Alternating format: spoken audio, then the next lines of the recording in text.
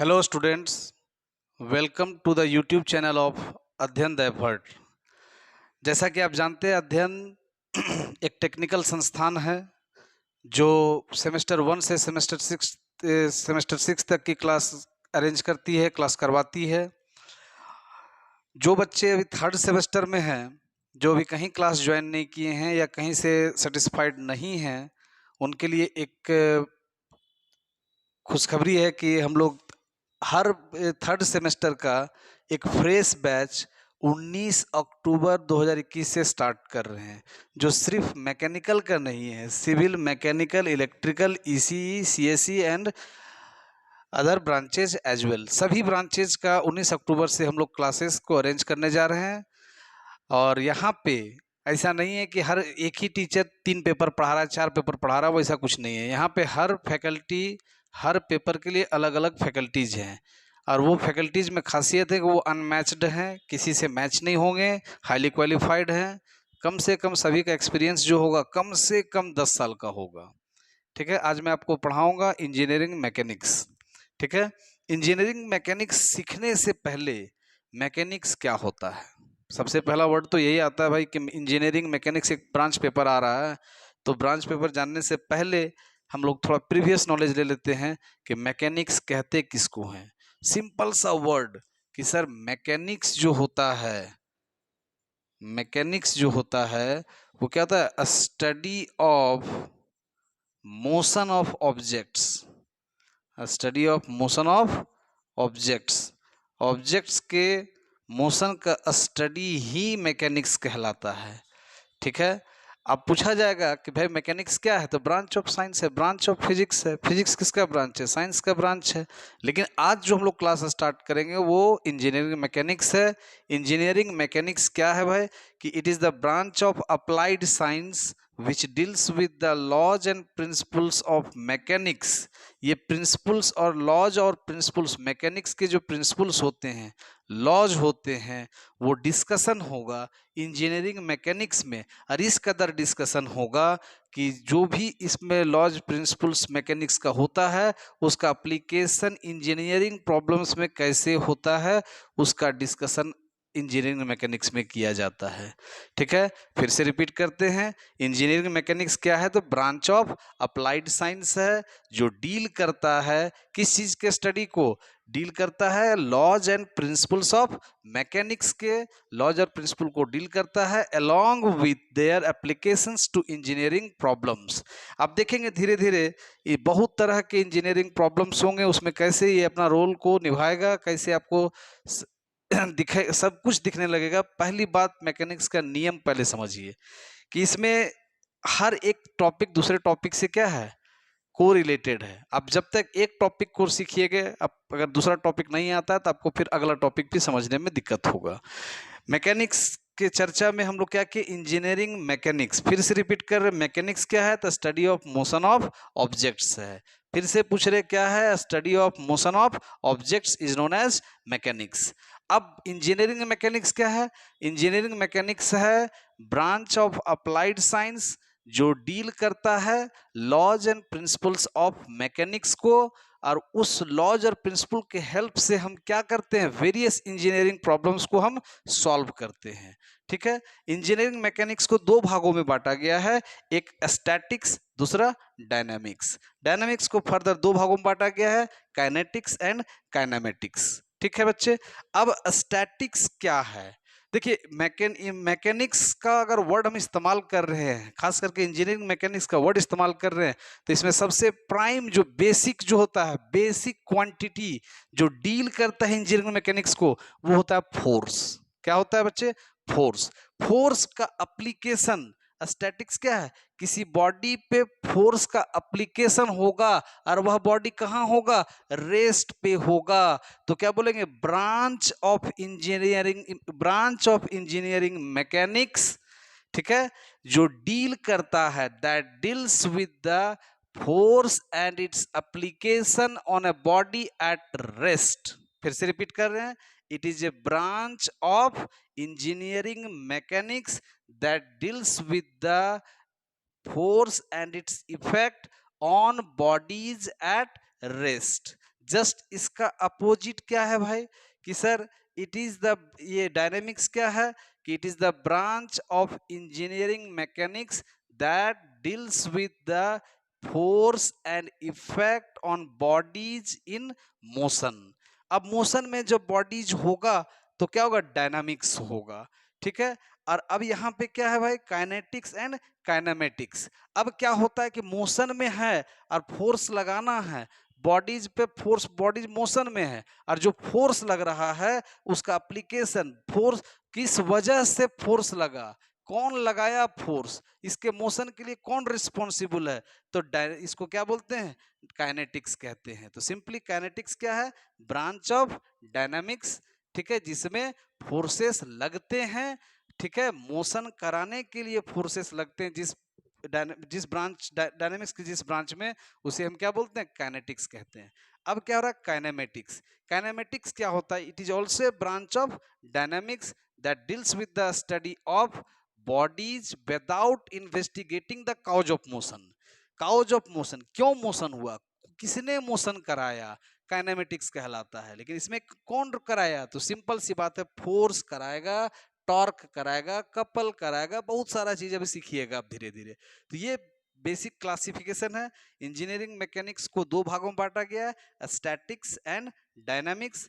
Dynamics को दो भागों में बांटा गया है, काइनेटिक्स एंड काइनेमेटिक्स। हम इसका यहाँ से चलते हैं। काइनेमेटिक्स में क्या होगा कि भाई जैसे मान के चलिए कि एक मोबाइल है, यहाँ से उठा के हम यहाँ पे लाएं, ठीक है, तो ये मोबाइल को वहां से उठा के यहाँ लाएं, इसमें मोशन हुआ, ठीक है। लेकिन आपसे इस ब्रांच में ये नहीं पूछा जाएगा कि कितना न्यूटन का फोर्स लगा, क्यों फोर्स लगा, किस डायरेक्शन में लगा, ये चर्चा इसमें नहीं होगा। किसमें नहीं होगा, काइनेमेटिक्स में ये चर्चा नहीं होगा। लेकिन काइनेटिक्स में ये चर्चा है जस्ट इसका उल्टा कि भाई बॉडी में मोशन हुआ, किसने मोशन कराया, कितना अमाउंट का फोर्स लगा, ठीक है, तो इसको क्या बोलेंगे, काइनेमेटिक्स, काइनेटिक्स बोलेंगे, ठीक है। तो सिंपल डेफिनेशन काइनेमेटिक्स का क्या बोलेंगे, it is the branch of dynamics that deals with the study of motion of objects without investigating the cause of motion.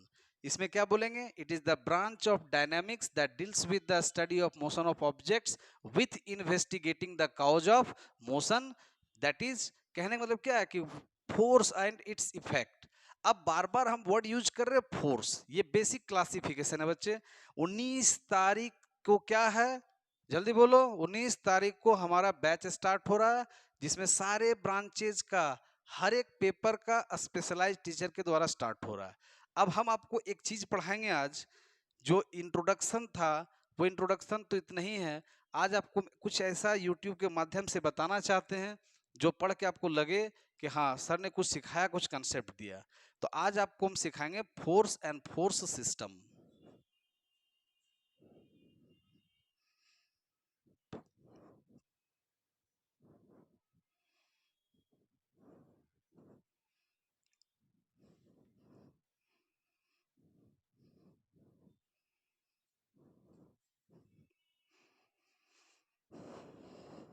चलो बच्चे, फोर्स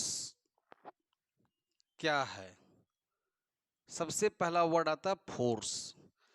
तो फोर्स का डेफिनेशन जब हम लिखेंगे तो क्या लिखेंगे, is an force is an external agency, external agency in the form of, in the form of, in the form of pull or push, in the form of pull or push, which tends to change, which tends to change the state of rest, the state of rest or of uniform motion, uniform motion of a body or the direction of a body, और the direction of a body. Force क्या है भाई? Force is an external agency. Force एक external agency है। बिना external agency का किसी body पे एक ऐसा क्वांटिटी है जो लग नहीं सकता, जिसका नाम क्या है? फोर्स है। ये दो फॉर्म में हो सकता है। या तो हम धक्का दे रहे हैं, धक्का दे रहे हैं मतलब क्या कर रहे हैं? पुश कर रहे हैं। धक्का देना मीन्स क्या बोलना है? पुश करना, ठीक है। और अपने तरफ खींचना, अपने तरफ खींचना किसी चीज को, वो क्या होता है? पुल होता है। अब ऐसा करने से, या तो पुश करने से या तो पुल करने से, फोर्स क्या क्या कर सकता है? करने को तो बहुत कुछ करेगा, लेकिन जो एलिमेंट्री है, जो आपको जानना है, वो क्या कर सकता है? चेंज कर सकता है स्टेट ऑफ रेस्ट को, चेंज कर सकता है यूनिफॉर्म मोशन, किसी बॉडी के यूनिफॉर्म मोशन को बदल सकता है, या फिर किसी बॉडी के डायरेक्शन को बदल सकता है। अब दो बात कि सर पुल और पुश का डेफिनेशन क्या होगा, तो याद रखिएगा फोर्स जो है वो एक वेक्टर क्वांटिटी है। आप फर्स्ट सेमेस्टर में वेक्टर चैप्टर पढ़े थे मैथ्स में, उसका कुछ कुछ यहाँ पे एप्लीकेशन होगा, ज्यादा नहीं, थोड़ा बहुत एप्लीकेशन होगा बच्चे। तो फोर्स क्या है भाई? कि सर पुल करना, मतलब एक पॉइंट होता है, अगर ऐसा देते हैं किसी बॉडी के अंदर, अगर ये कोई बॉडी है यहाँ पे रखा हुआ है, ठीक है, और कोई आदमी इसको क्या कर रहा है? यहाँ पे एक आदमी खड़ा हो रहा है और इसको अपने तरफ इसको खींच रहा है, तो ये क्या बन जाएगा? जल्दी बोलो, अपने तरफ खींच रहा है, तो क्या बन जाएगा? जल्दी बोलो, ये बन जाएगा पुल हो जाएगा। और अब क्या नाम देते हैं? पुश। अब क्या कर रहे हैं पुश में भाई? कि एक बॉडी यहाँ पे है और यहाँ से एक आदमी क्या कर रहा है? इधर से इसको धक्का दे रहा है। ये पॉइंट ऑफ एप्लीकेशन है। तो क्या बोल रहे हैं कि अगर ये एफ, अगर पुल कब बनेगा? जब वो पॉइंट ऑफ एप्लीकेशन से दूर रहेगा, तब ये क्या बन जाएगा? पुल बन जाएगा। और जब ये पॉइंट ऑफ एप्लीकेशन के तरफ रहेगा, तो ये क्या बन जाएगा भाई? ये बन जाएगा पुश बन जाएगा। तो ये बेसिक डेफिनेशन है। इस डेफिनेशन को एक बार जल्दी से रिवाइज कर लेते हैं कि फोर्स क्या है भाई? Force is an external agency in the form of pull और पुश, ठीक है। पुल और पुश ये बहुत इंपॉर्टेंट चीज है, ये पूरा अभी यूज आएगा अभी हम लोग को कि भाई पुल और पुश क्या होता है। तो पुल का मतलब if if force acts away from the point of application, then the nature of force is pull, or if the force acts towards the point of application, then it becomes push, ठीक है। दूसरा चीज मैं बता देता हूं कि ये जो डेफिनेशन अभी लिख रहे हैं हम लोग, ये बस डेमो वीडियो है, ठीक है। हम लोग यहाँ पे क्लास के बाद अध्ययन एफर्ट में, क्लास के बाद, हर क्लास के बाद एक रिकॉर्डेड वीडियो, अगर ऑनलाइन क्लास चलेगा तो रिकॉर्डेड वीडियो बनता है। इसके बाद साथ ही साथ यहाँ पे हम लोग पीडीएफ नोट्स देते हैं, प्रीवियस ईयर क्वेश्चन बैंक का पीडीएफ देते हैं, और उसको सॉल्व भी पूरा सामने करवाते हैं। रेगुलर टेस्ट होता है, और जब कोर्स कंप्लीट होने के बाद रिवीजन प्लस टेस्ट सीरीज दोनों चलाते हैं। तो कोई दिक्कत नहीं, जस्ट आप इसको सीखिए, हम क्या सिखाने के लिए आपको आए हैं, ठीक है। अब यहाँ देखिएगा,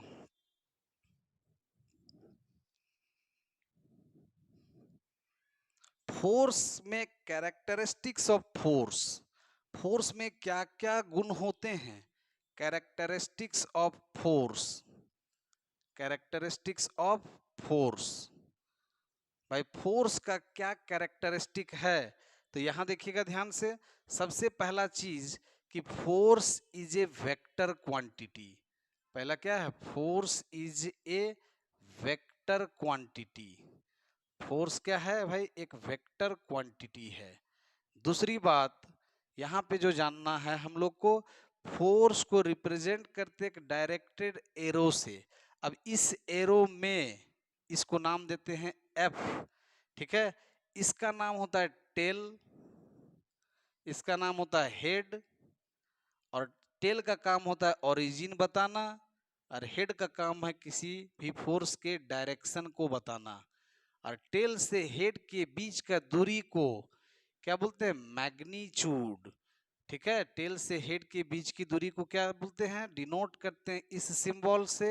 और जब भी कभी ऐसा लिखा रहेगा मैकेनिक्स में, इसका मतलब समझना सिर्फ एफ है। और इसको क्या बोलेंगे, जल्दी बोलो, जल्दी बोलो भाई यहाँ से, इसको हम लोग क्या बोलेंगे कि सर मैग्नीट्यूड। अब मैग्नीट्यूड क्या होता है भाई, तो एग्जाम्पल में मैग्नीट्यूड का लिख सकते हैं 15 न्यूटन, 20 न्यूटन, यही मैग्नीट्यूड होता है। ठीक है, अब कहने का मतलब कि सर टेल को ही क्या बोलते दूसरे भाषा में, दूसरे भाषा में इसको बोलते point of application of force, point of application of force. ठीक है, अब तीन चीज मेन इसमें है सर। सबसे पहला चीज एक पॉइंट ऑफ एप्लीकेशन, दूसरा डायरेक्शन और तीसरा मैग्नीट्यूड, तीनों चीज है इसके पास भाई। पॉइंट ऑफ एप्लीकेशन क्या बताता है, ओरिजिन ऑफ फोर्स, जिसका दूसरा नाम क्या है, टेल नाम है। इसका नाम क्या है, डायरेक्शन को जो बताएगा उसका नाम क्या है, हेड है। और टेल से हेड के बीच का जस्ट डिस्टेंस को हम नहीं बोलते हैं, सिर्फ इसका मैग्नीट्यूड। इसको क्या पढ़िएगा, एफ वेक्टर अगर लिखा हुआ है इस सिंबल से तो इसका डायरेक्ट मतलब एफ होता है, और एफ होने का मतलब क्या होता है, इसको क्या पढ़िएगा, मैग्नीट्यूड और मॉडुलस, मैग्नीट्यूड और मॉडुलस ऑफ फोर्स, मैग्नीट्यूड और मॉडुलस ऑफ एफ वेक्टर। ये कहानी है कैरेक्टरिस्टिक्स ऑफ फोर्स की। अब फोर्स में कुछ कुछ आप फर्स्ट सेमेस्टर में पढ़े हैं, जैसे कि यूनिट्स इसका क्या होता है। ठीक है, यूनिट इसका पहला पॉइंट इसमें सीख लीजिए, यूनिट क्या होता है भाई, तो न्यूटन होता है। न्यूटन को कैपिटल एन से डिनोट करते हैं, शॉर्ट फॉर्म में ऐसा लिखते हैं। ये कौन सा यूनिट है, तो सर ये यूनिट का नाम है एसआई यूनिट। ठीक है, दूसरी बात यहाँ पे कि सर यहाँ पे इसका एक और यूनिट होता है डाइन, जो क्या होता है, डाइन जो होता है भाई वो होता है सीजीएस यूनिट। और अगर इसी जगह पे चल रहे हैं तो फोर्स का डायमेंशनल फॉर्मूला पढ़ें, M L T to the power -2, M L T -2। ठीक है, ये एलिमेंट्री आइडियाज था फोर्स के बारे में। आज हम सीखेंगे फोर्स का रिजोल्यूशन, जो आपका नॉलेज का चीज होगा। मिटा दें,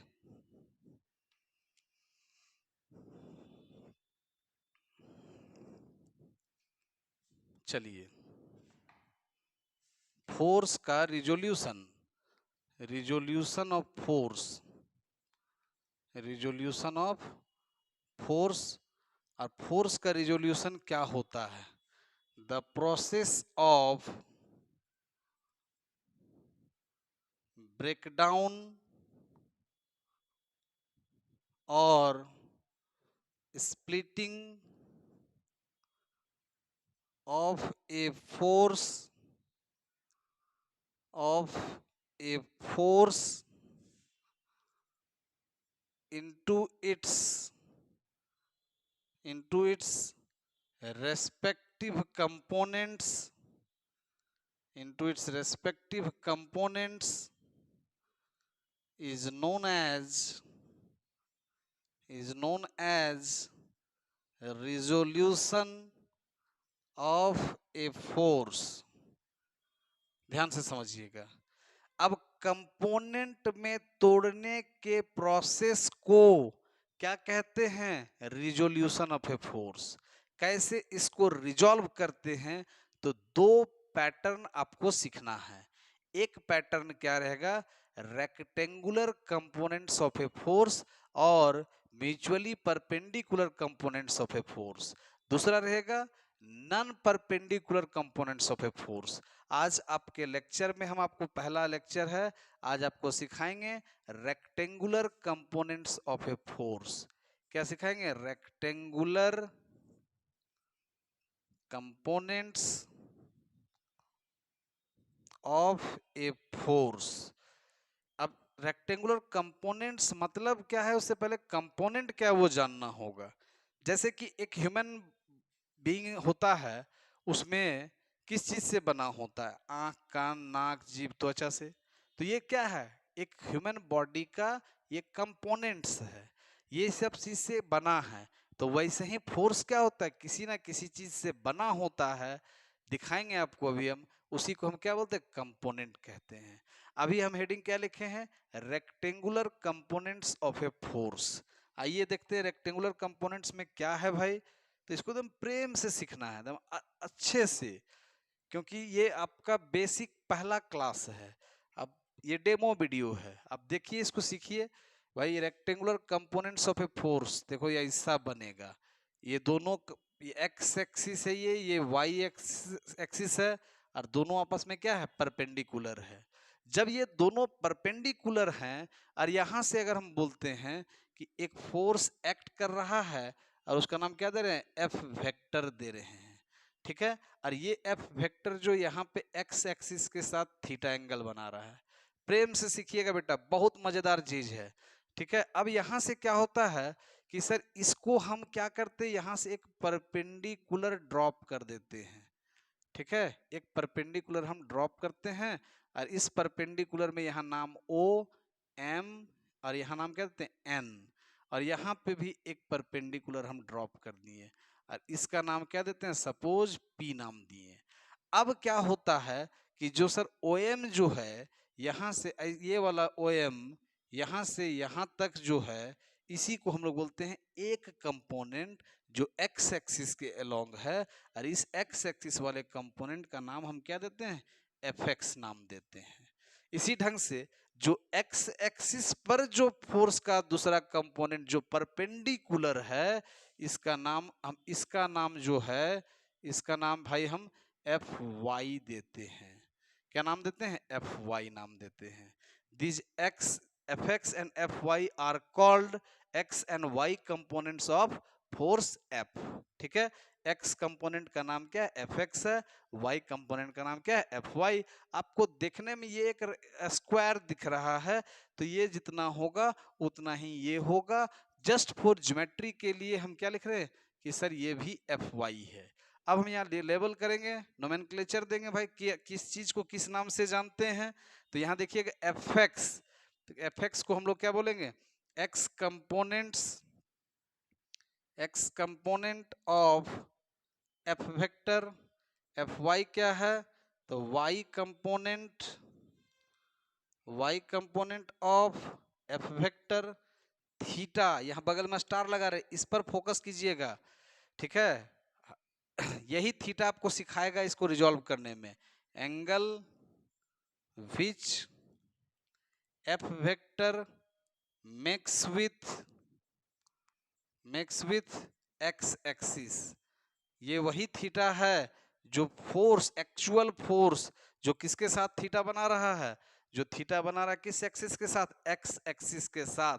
स्टार मार्क दिए हैं, मतलब एफ हमेशा जनरली एफ किसके साथ होगा, एक्स एक्सिस के साथ रहेगा। थीटा आपको याद रखना, ऐसे वाई के साथ भी रह सकता है, तो हम यहाँ बोलेंगे 90 माइनस थीटा, या फिर अगर यहाँ पे अगर थीटा है तो ये कितना होगा, 90 माइनस थीटा। तो कोई वैसा इशू नहीं है, आप ज्योमेट्री लगा के भी चेक कीजिएगा तो कोई भी प्रॉब्लम नहीं है। अब हम कहते हैं कि एक ट्राइंगल हमको दिख रहा है, इन ट्राइंगल, कौन सा ट्राइंगल है, ओ एम एन ट्राइंगल में अगर हम देखते हैं, अपने मन से एक ट्रिग्नोमेट्री लगाएंगे कॉस थीटा, और अपने मन से एक ट्रिग्नोमेट्री लगाएंगे साइन थीटा। कॉस थीटा जब लिखेंगे बच्चे तो क्या लिखेंगे, O M by O N, क्या लिखेंगे, O M upon O N, और इस तरह से O M is equal to O N cos theta होता है। और ओ एम कितना है, तो ओ एम है भाई कितना, तो सर एफ एक्स है। और ओ एन आपको बोले थे कुछ देर पहले, जब ओ से एन को हम देखेंगे तो वो क्या बन जाएगा, एफ का मैग्नीट्यूड। यार एफ का मैग्नीट्यूड आपको कुछ देर पहले सिखाए थे कि अगर ऐसा लिखा है इसका मतलब क्या है, एफ है, तो सीधा सीधी क्या बोलिएगा, ओ एन कितना है, एफ है, और ये कितना हो जाएगा, एफ कॉस थीटा। और ये फर्स्ट कंपोनेंट मिला एक्स कंपोनेंट, और एक्स कंपोनेंट कितना मिल गया भाई, तो जल्दी से बोलिए F X is equal to F cos theta. Similarly इसी ढंग से अगर हम साइन थीटा सोचते हैं तो साइन थीटा के लिए क्या हो जाएगा, एन एम बाई कितना, ओ एन, और यहां से अगर आप देखिएगा तो N M is equal to क्या होगा, ओ एन साइन थीटा, और यहां से एन एम को क्या बोलेंगे, तो sir F Y is equal to, आप इसको भी एफ वाई बोल सकते हैं, इसको भी बोल सकते हैं। हालांकि एफ एक्स जो है वो क्या है, एक्स कंपोनेंट, और यही कौन सा होता है, वाई कंपोनेंट होता है भाई। तो ओ एन फिर से कितना है, ओ से एन को जब मेजर करेंगे तो ये क्या मिल जाएगा, एफ साइन थीटा मिलेगा। इक्वेशन नंबर इसका क्या नाम देंगे, 2 नाम देंगे। यानी अगर थीटा, अगर एफ एक्स एक्सिस के साथ थीटा एंगल बनाता है तो एक्स कंपोनेंट एफ एक्स से डिनोट होगा, और F X is equal to कितना लिखेंगे, एफ कॉस थीटा। इसी ढंग से एफ वाई, अगर एफ थीटा बना रहा है एक्स एक्सिस के साथ तो y कंपोनेंट किस चीज से डिनोट करेंगे, एफ वाई, और ये किसके बराबर होगा, एफ साइन थीटा के बराबर होगा। अब दोनों इक्वेशंस को स्क्वायर और ऐड करेंगे, squaring equation number 1 and 2 and then adding, अब दोनों इक्वेशंस को स्क्वायर कीजिए और ऐड कीजिए, देखिए क्या होता है। F X square plus F Y square is equal to F square कितना, cos square theta plus F square sine square theta, और यहाँ से F X square plus F Y square, F square common लेंगे, cos square theta plus कितना sine square theta, cos square theta plus sine square theta 1 होता है, तो F square is equal to कितना आ गया, एफ एक्स का square plus F Y का स्क्वायर। अभी वर्बली आपको हम दिखाएंगे भाई, F is equal to under root F X का स्क्वायर प्लस कितना एफ वाई का स्क्वायर। ये हमारा जो x दोनों कंपोनेंट्स को स्क्वायर करके अगर ऐड करेंगे तो वापस वही मिलेगा। इससे क्या पता चलता है कि सर, इससे यही पता चलता है कि x और y क्या है, कंपोनेंट है, तभी तो अगर हम ऐड करके स्क्वायर करते हैं तो ये रिजल्टेंट हमको क्या मिल रहा है, f मिल रहा है। अभी आपको वेरियस प्रॉब्लम्स में दिखाएंगे। एक और चीज है भाई कि सेकंड इक्वेशन को डिवाइड कर दो फर्स्ट इक्वेशन से, तब क्या मिलेगा हमको, तो सर हमको तो यही मिलेगा, क्या देखना कि F Y upon F X, ये कितना है एफ साइन थीटा बाई कितना एफ कॉस थीटा, और F sine theta F F कटेगा, sine theta by cos theta कितना मिल गया टेन थीटा, और ये कितना होगा F Y by F X, और थीटा बराबर tan inverse F Y by कितना एफ एक्स हो गया। 4 formulas we have got, 4 formulas हमें मिला है। कितने फॉर्मूलाज, 4 फॉर्मूलाज। तो जल्दी से आप इसको नोट कीजिए, हम 1 मिनट का ब्रेक देते हैं ताकि आपको कहीं डाउट हो तो सर इस नंबर पे आप अपना कोई भी डाउट को भेज सकते हैं।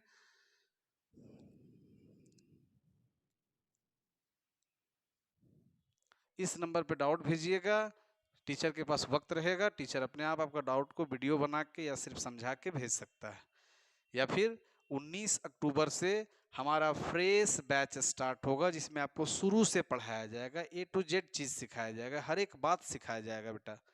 चलिए अब आगे बढ़ते हैं थोड़ा सा, इसको हो गया है। अब हम चारों फॉर्मूलाज को इनलिस्ट करके देखते हैं कि किस टाइप का प्रॉब्लम में इसका इस्तेमाल होगा, है ना, किस टाइप का इसका वर्किंग होगा। ठीक है,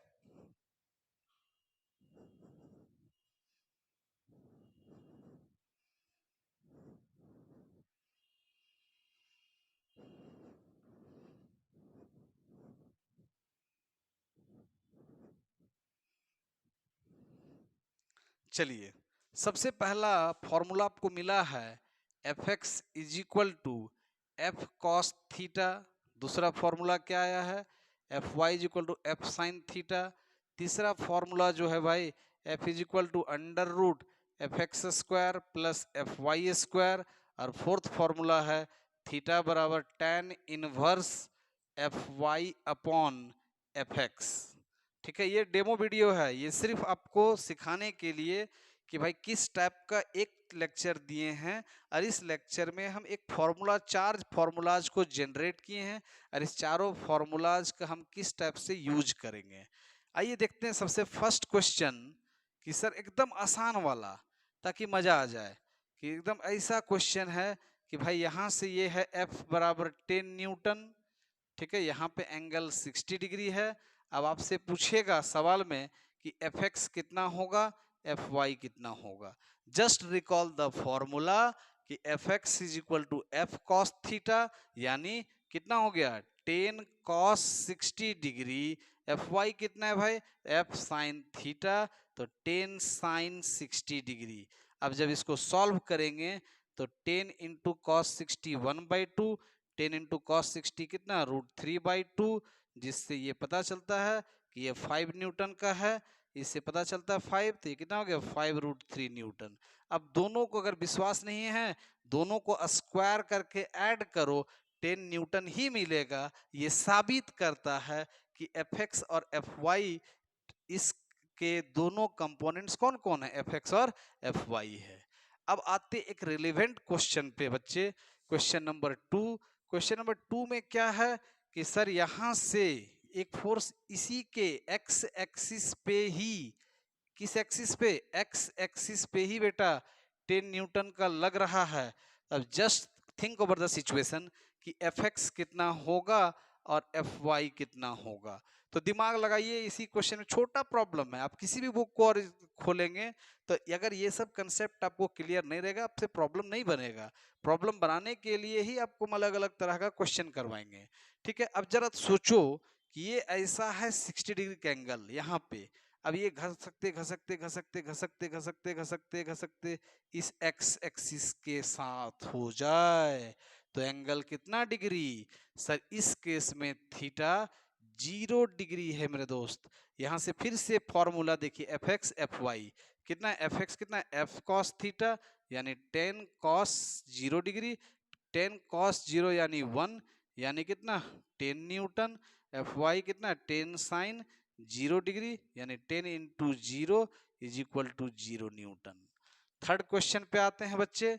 थर्ड क्वेश्चन क्या है कि सर अगर यहाँ पे एक फोर्स इस एक्सिस पे इंक्लाइंड है, ये एक्स है ये वाई है, ये 10 न्यूटन हम दे रहे हैं और ये यहाँ से कितना एंगल बना रहा है, गौर से देखिए सर 90 बना रहा है। एंगल हमेशा चेक कीजिएगा, एंगल हमेशा किसके साथ बनाना मांगता है, तो एक्स एक्सिस के साथ एंगल को खोजिएगा और डायरेक्ट इस फॉर्मूलाज को लगा दीजिए, काम मेरा बन गया। भाई कितना होगा एफ एक्स इस केस में, तो सर 10 कॉस कितना 90, फिर एफ वाई कितना होगा 10 साइन 90।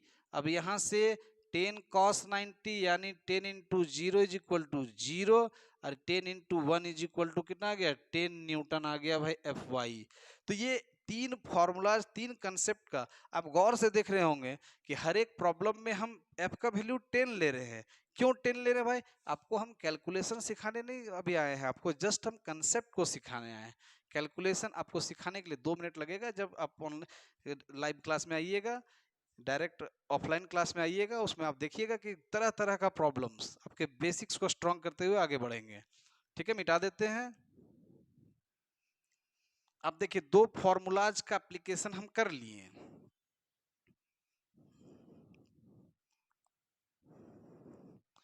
अब आते हैं प्रॉब्लम नंबर 4 पे, ये आपको कॉपी में लिखना है।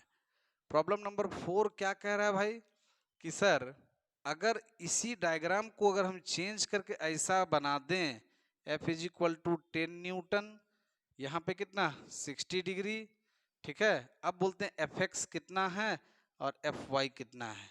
Before I proceed to this question, आप एक बचपन की बातें को रिकॉल कीजिए कि सर ये एक्सिस था ना भाई। अभी अगर आप देखिएगा तो सर यहाँ से पूरा एंगल इसको लेंगे तो कितना होगा, यहाँ से 90 और यहाँ 30, 120 डिग्री। बहुत बच्चों को साइन 120 कॉस 120 निकालने में प्रॉब्लम होता है। आप साइंटिफिक कैलकुलेटर का यूज करके निकाल सकते हैं, पर कंसेप्ट से चलिएगा, आसान लगेगा, मजा आएगा बनाने में। तो ये क्या है पॉजिटिव होगा, ये क्या होगा पॉजिटिव होगा, ये क्या है भाई नेगेटिव और ये भी कितना नेगेटिव। तो इसका जो एक्स कंपोनेंट होगा वो कौन सा लाइन होगा, ये वाला होगा, तो यहाँ से नेगेटिव ही होगा। इसका वाई कंपोनेंट कौन सा होगा, ये वाला, ये क्या हो जाएगा पॉजिटिव हो जाएगा। अब डायरेक्ट लगा दे भाई कि 10 cos 60 और यहाँ क्या लगा देना है 10 sin 60 और यहाँ से सॉल्व कर दीजिएगा, आंसर -5, आंसर कितना +5√3 न्यूटन। आइए फिफ्थ नंबर प्रॉब्लम में ऐसे ही अगर आपको पूछा जाए कि सर अगर यहाँ पे एक एंगल है 45 डिग्री, ये एफ का वैल्यू 10 न्यूटन है, तब आप कैसे बनाओगे, जल्दी सोच लो भाई। तो सब तब हम बनाएंगे इस प्रॉब्लम को, तो ये क्या है इसका एक्स कहाँ आएगा यहाँ और वाई किधर आएगा इधर, तो एफ एक्स कितना होगा माइनस, एफ वाई भी क्या होगा माइनस, यहाँ कितना होगा 10 cos 60 डिग्री है ना, और यहाँ क्या होगा 10 sin 60 डिग्री। ठीक है भाई, दोनों नेगेटिव में 5 न्यूटन, सॉल्व तो वही है, प्रोसेस तो वही है, 5√3 न्यूटन। ठीक है, नेक्स्ट आते हैं 6 नंबर क्वेश्चन में। क्वेश्चन नंबर 6 क्या कहता है उसको एनालिसिस करते हैं। ठीक है, 6 नंबर क्वेश्चन है भाई, यहाँ पे 6 नंबर क्वेश्चन क्या है, खाली क्वाड्रेंट चेंज कर रहे हैं, क्वेश्चन हम नहीं बन चेंज कर रहे हैं। F is equal to 10 newton, F X क्या हो जाएगा, इस फोर्स का x कंपोनेंट इधर, इस फोर्स का y कंपोनेंट इधर। अब x कंपोनेंट इधर होगा तो इसका मतलब क्या होगा, पॉजिटिव होगा। F cos कितना, 10 cos कितना, 10 cos 60, और Fy कितना हो जाएगा, इधर आएगा तो ये क्या हो जाएगा, -10 sin 60। सॉल्व करेंगे, ये 5 न्यूटन, ये 5√3 न्यूटन। ये था इस दोनों फॉर्मूला का एप्लीकेशन। ठीक है भाई, अब हम देखते हैं प्रॉब्लम नंबर 7, जो नेक्स्ट क्वेश्चन को जजमेंट करवाएगा। बहुत सारे प्रॉब्लम सीखना है आपको बच्चे, मैकेनिक्स है। आइए यहां देखते हैं कि सर अब नेक्स्ट प्रॉब्लम क्या है। तो नेक्स्ट प्रॉब्लम जो हमारा है वो कुछ और ज्यादा डिफिकल्ट है नहीं भाई। अगर आपसे पूछता है कि यहाँ का जो एक एफ वेक्टर है उसका मैग्नीट्यूड फाइंड करना है, जब F X is equal to 5 newton दिया है और F Y is equal to दिया है 5√3 न्यूटन। ठीक है, तो यहाँ डायरेक्ट जवाब भाई एफ का ये कितने के बराबर होगा, सर ये एफ के बराबर। एफ का फॉर्मूला कितना सिखाएं, अंडर रूट एफ एक्स का स्क्वायर प्लस एफ वाई का स्क्वायर। एफ एक्स कितना है तो 5 है, 5 का स्क्वायर प्लस ये कितना है तो सर 5√3 का स्क्वायर। और जब इसको हम सॉल्व करेंगे तो 25 प्लस 75 अंडर रूट कितना 100, this becomes equal to 10 newton, itself the answer. Question number 7 तक हम लोग चल चुके हैं, है ना। अब एक क्वेश्चन हम 2-3 क्वेश्चन और कराएंगे। अब 8 नंबर क्वेश्चन कि अगर अभी आप देख रहे हैं कि सर ये एक एफ वेक्टर है, ठीक है, यहाँ फिर से बोल रहा है एफ एक्स दिया हुआ है, एफ वाई दिया हुआ है, ये 5√3 न्यूटन है। ठीक है, यहाँ थीटा फाइंड करना है भाई, और ये कितना दिया है, ये दिया 5 newton. Direct formula, sir tan theta बराबर कितना आ जाएगा भाई, tan theta is equal to कि sir F Y by F X आप सिखा चुके हैं, तब थीटा बराबर tan इनवर्स कितना, एफ वाई कितना है 5√3 अपॉन 5, कट गया भाई, थीटा कितना डिग्री 60 डिग्री। ये क्वेश्चन है। अब आपको नोटिस क्या करना है भाई यहाँ पे कि सर डायरेक्शन जो फोर्स का है पॉइंट ऑफ एप्लीकेशन से क्या है, दूर जा रहा है। पॉइंट ऑफ एप्लीकेशन से क्या हो रहा है, दूर जा रहा है। तो ये टोटल 8 क्वेश्चन क्या था, नेचर फोर्स का कैसा था, पुश नेचर का था। अगर इसी प्रॉब्लम में प्रॉब्लम चेंज कर दिया जाए और क्वेश्चन को बोल दिया जाए कि भाई नेचर कैसा हो, तो पुल नेचर का अगर है तो पुल नेचर में कैसे बनेगा।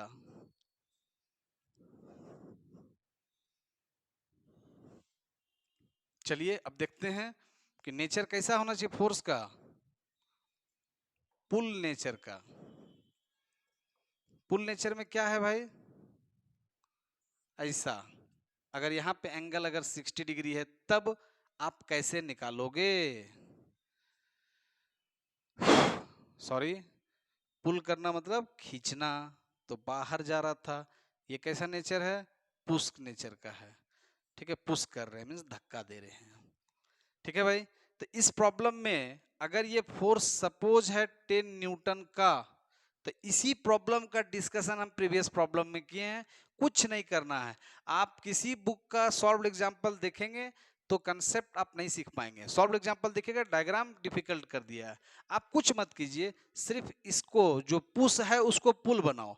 तो पुश फोर्स को पुल बनाने के लिए क्या करना पड़ेगा, आगे करना पड़ेगा भाई। इस पॉइंट ऑफ एप्लीकेशन से ये यहाँ लगा, उसी को थोड़ा आगे बढ़ा दो, ये 60 डिग्री, ये भी कितना 60 डिग्री है कि नहीं भाई। यहाँ से एफ एक्स कुछ आएगा, एफ वाई कुछ आएगा, और अभी आपको सिखा चुके हैं यहाँ पे हम कि एफ एक्स जो होगा वो इस ये फोर्स जो 10 न्यूटन का फोर्स है, इसका एफ एक्स जो आएगा वो यहाँ आएगा, और इसका एफ वाई जो है यहाँ आएगा।